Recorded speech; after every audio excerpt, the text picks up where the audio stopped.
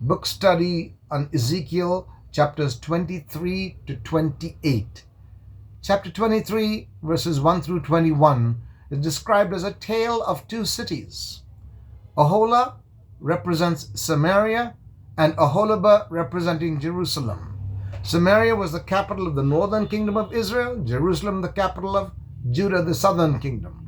It's a terribly blunt allegory comparing these two cities to these two sisters, Oholah and Oholibah. Both cities prostitute themselves with the Assyrians, and God gives them over. They are violently slain. Jerusalem's fate was worse than Samaria's. Why such a lewd, L-E-W-D, lewd tale in such a vulgar fashion?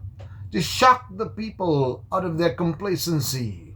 God, through his prophet Ezekiel, says, if you think this is crude, what must God's reaction be to the story of your life? Same chapter 23, verses 22 to 35. The lot or the end of the lewd. Oholibah, Jerusalem's unfaithfulness, is here elaborated. The same handsome, war-accoutred lovers with their shining armor now become executioners of her children. They cut off the ears and nose. This is a terrible Mesopotamian punishment for adultery. The Hebrew meaning of covenant was marriage, political alliance, or special relationship between God and Israel, and it is key in all three. Faithfulness was what was required, but Israel was guilty of faithlessness to her covenant with God and forgetful of the covenant with him and his goodness to her. Verses 36 through 49 of chapter 23, there's a recap of these two sisters and their goings on. It involves adultery, idolatry, child sacrifice. They defiled God's sanctuary, profaned his Sabbath with drunken orgies. Verse 48 says, let all women, now we're not talking literally about women, these two sisters mean substitute for these two nations. So let all nations take warning and not commit lewdness as you have done, Samaria and Jerusalem, Oholah and Oholibah. By your judgment, let them beware of the consequences of such unfaithfulness. Chapter 24 of Ezekiel, the allegory of the rusty pot. Very interesting, easy to understand allegory. Chapter 24, verses 1 through 14. 2.5 years later, this is precisely January 588 BC, Ezekiel is given the exact timing when Babylon will attack Israel. It was later confirmed and added or confirmed his authority as a true prophet of God. But this pot was for cooking meat and bones to make a tasty stew. However, rust from the pot poisons the gravy. So, pour out the gravy. Now, try to seethe the meat and the bones. But the pot was so rusted out that it melted down to a useless chunk of metal. The pot stands for Jerusalem, the flesh and bones, its citizens, and the fire beneath the pot, Babylon, the invading army.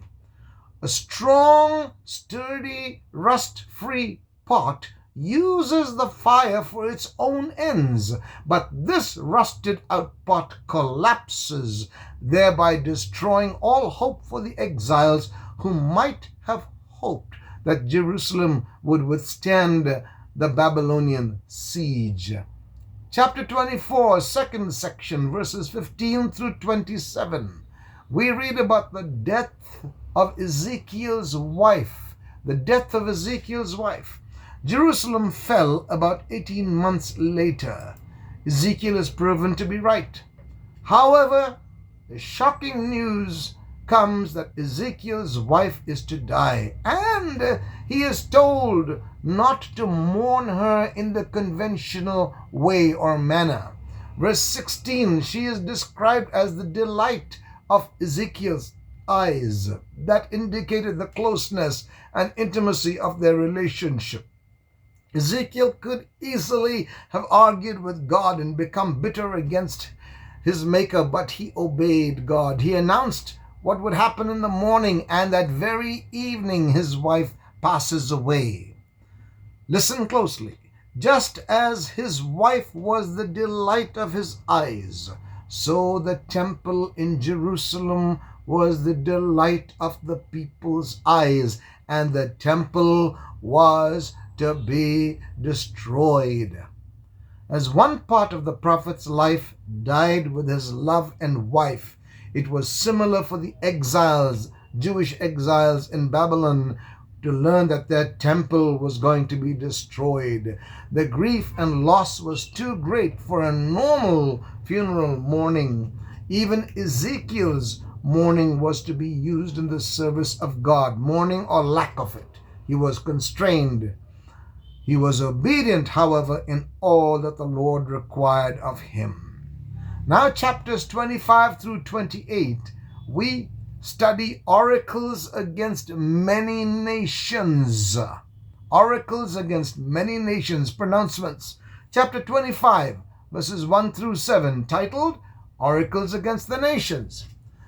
This is actually covered in chapters 25 through 32 of Ezekiel, but in this upload we're stopping at 28 to leave the last final nation for a next study. So, oracles against 7 nations. We're going to deal with the first 6. There's an international focus outside of Israel, obviously. The first oracle is against Ammon. Modern-day Ammon, A-M-M-A-N, is the capital of modern-day Jordan. It was sometimes Israel's enemy and sometimes her ally, albeit for selfish reasons or purposes. There was little love there between Jordan and Israel. Ammon took a selfish delight in the destruction of Israel, her temple, and them being sent into exile. Therefore, God through Ezekiel says to Ammon that Ammon will be laid desolate and her people destroyed. What was her crime? The absence of compassion. Absence of compassion. Not beware, lest a similar fate could befall them. Not only was it heartless, but also blind. The lesson for us is, never delight in the fall of another. Rather show compassion and grieve over their loss or fall. Chapter 25, verses 8 through 17. Oracles against Moab, Edom, and Philistia. Moab, Edom, and Philistia. These were 3 smaller geographic neighbors of Judah, located east, southeast, and southwest. Of these 3, number 1, Moab's crime is listed in verse 8. Moab saw Judah was as if she was like all the other nations, which implied that Israel's God was no better than their false gods. Their judgment, Moab is invaded from the east and her cities collapse. Second was Edom. Edom, verse 12, acted vengefully against the house of Judah. Therefore, in verse 13, she would be laid waste from north to south. And third was the oracle against Philistia, similar to the one against Edom, where Philistia acted vengefully against the house of Judah. Therefore, their territory would be destroyed by the ocean, by Cherethites, a Philistine tribe from Crete. The Hebrew word used for them is they will be cut off. Chapter 26, Tirade against Tyre, verses 1 through 14. Now remember the name Tyre, T-Y-R-E, tirade, on oracle against Tyre. This is a long oracle. It continues on, chapter 26 through 28. Tyre was coastal, northwest of Jerusalem. It was the wealthiest Phoenician city at the time. Her self-confidence was in her defense by virtue of its geographic location. What was Tyre's crime? She took a selfish delight in the fall of Jerusalem. In verse 2 you read, Tyre hoped to be replenished and increased in her trade, now that Jerusalem by its fall was no longer a trading competitor.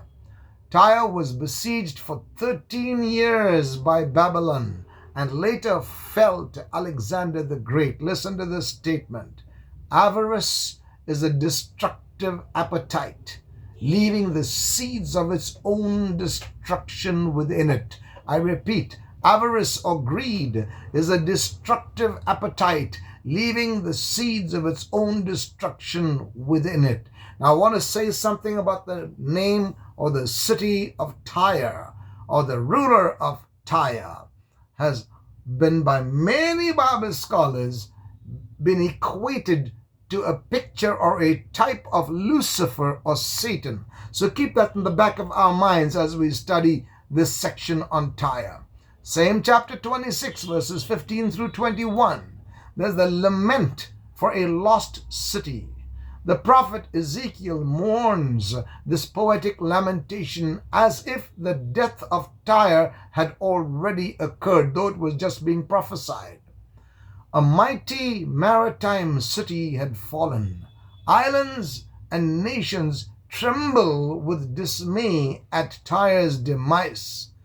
Tyre being flooded is similar to dropping a coffin into the ocean, into a pit or Sheol. Tyre was thought to be impregnable and powerful, a permanent place of refuge. But now she was going to be no more. Nothing, listen, nothing in this world is permanent, and no city lives forever.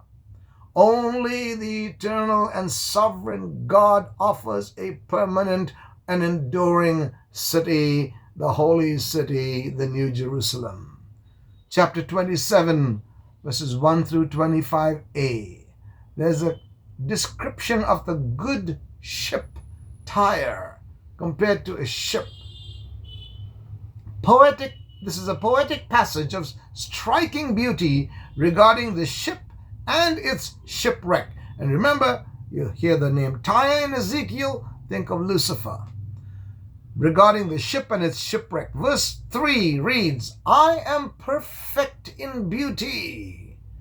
This shows, talking about the material craftsmanship, it was nothing but the best.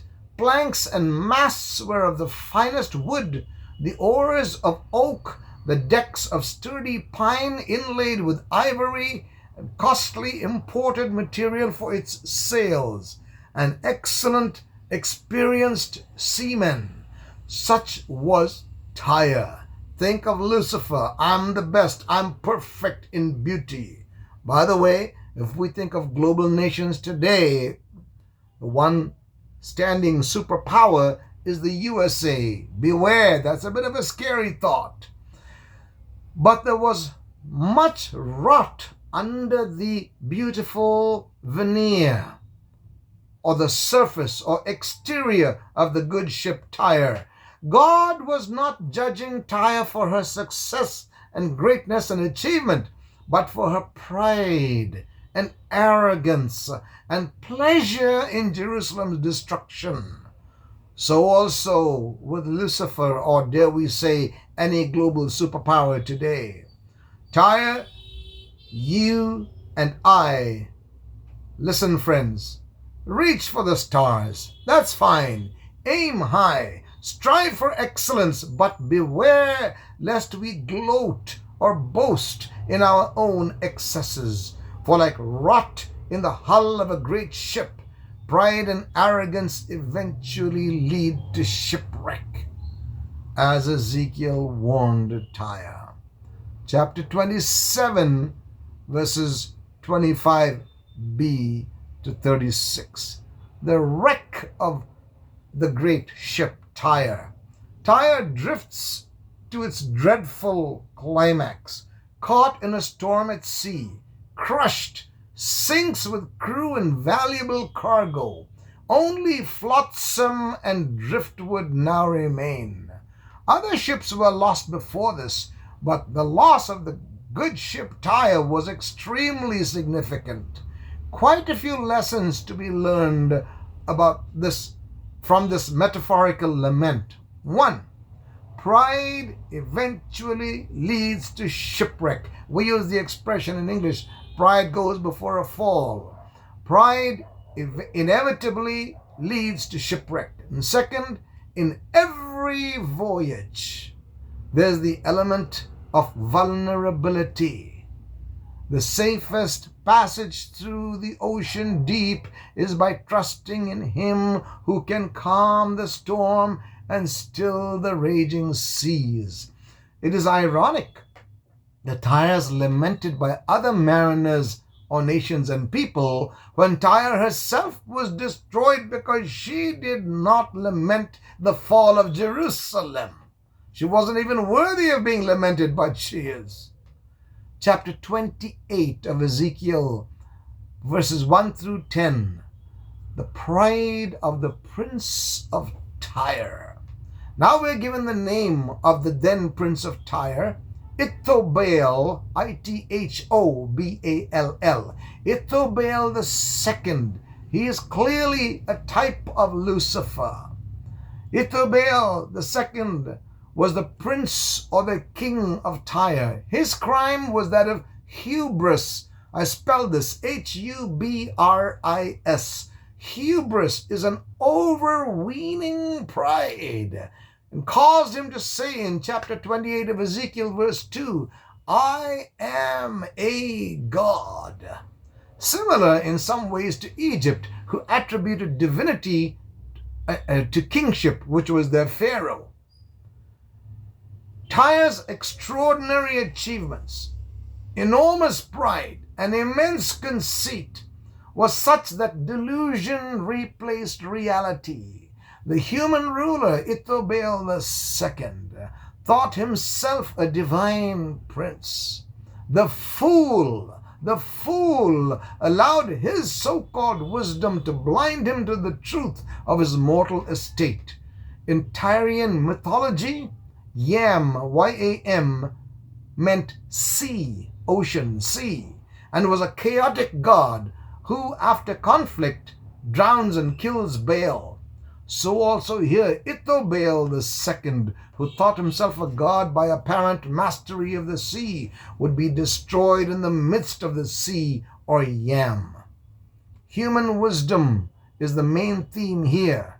It can bring much success and achievement, but Proverbs 1:7 says, the fear of the Lord is the beginning of wisdom and knowledge. The one who walks in the fear of the Lord cannot go on to say, I am a god.